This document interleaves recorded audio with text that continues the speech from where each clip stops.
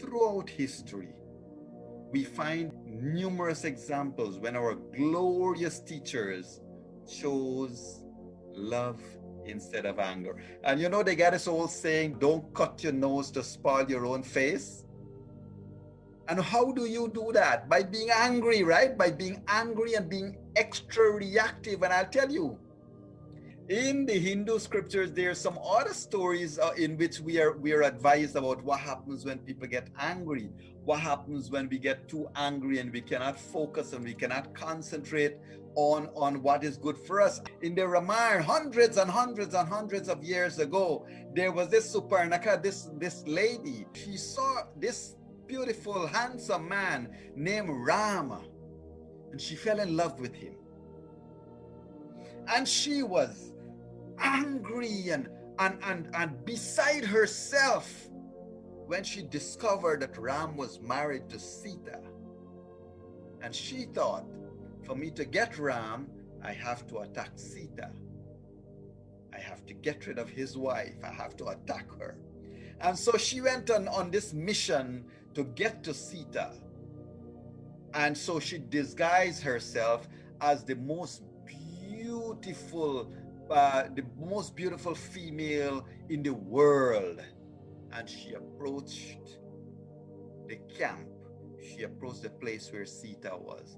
And in the process, when she was stopped from entering and stopped from entering and stopped from entering, she got angry and she started to reveal her true nature, and she got angry and angry and angry, and guess what? Her nose was chopped off.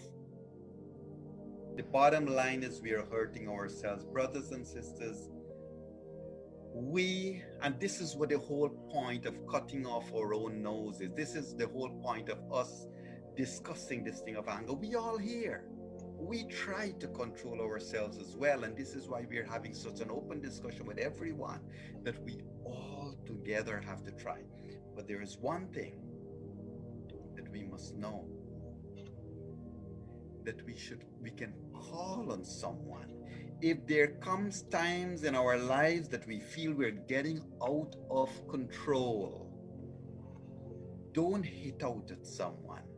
Maybe let us find that might be the moment that we can call on God, or we can call on a brother, or we can call on a sister and say, listen, I am feeling I'm losing control. I'm getting depressed. I'm getting angry. Call your pastor, call your imam, call your pundit and say, I am losing control. Please help me get back to a place of peace and calm.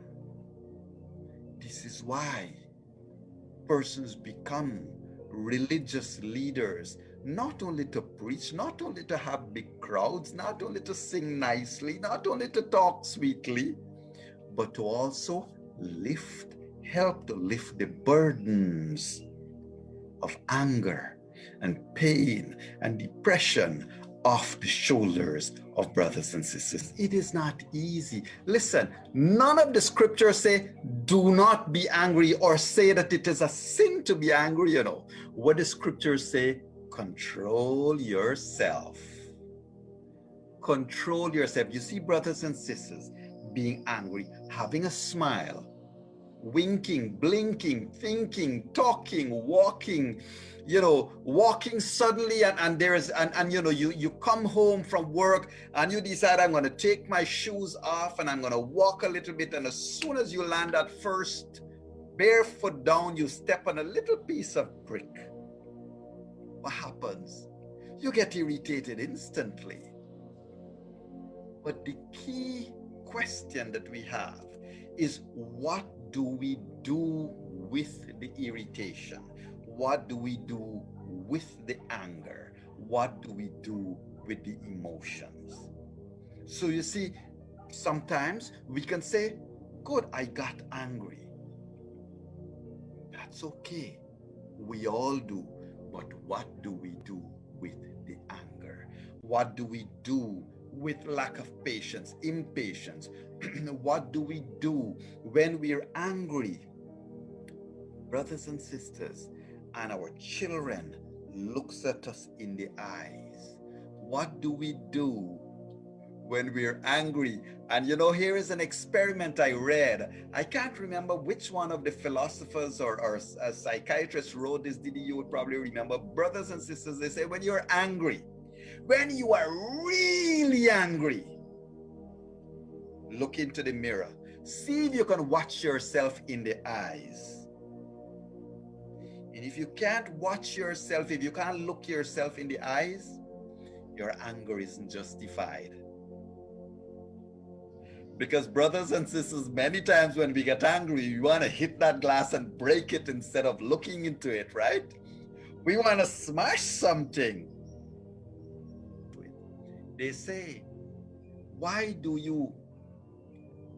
people shout when they're angry? Think about it. When we're angry, our voice raises and raises and raises. Why do we shout when we're angry? Because brothers and sisters, love goes far away. Love flies away when anger is around. And so you shout so that love can hear. But the louder you shout, the further away love goes. And so you shout in anger. And when you're in love, what do you say? You whisper, I love you. You whisper words of love, but you shout in anger. See which one brings you better peace of mind. The one best takeaway we can have on this is not the fact that you're angry, but what do you do with the anger?